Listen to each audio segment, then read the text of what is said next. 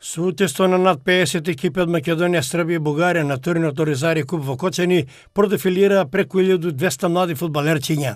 Според информациите од координаторот Борче Постолов, ова беше едно од највозбудливите искуства на младите играчи, кои беа соочени со енормно високи и пеколни температури, но и со коткартено силно невреме проследено со дожд, иако организацијски немало други никакви проблеми.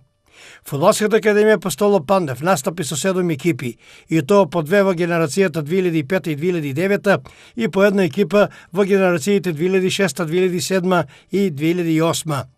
Прво место и победнички пехен освои генерацијата 2009, која во финалето ја победи екипата на Драчево со резултат 1:0, а стрелец на единствениот гол беше Јоаким Ѓоргиев, кој воедно беше прогласен за најдобар стрелец и за најдобар играч, а Матеј Димко беше прогласен за најдобар голман.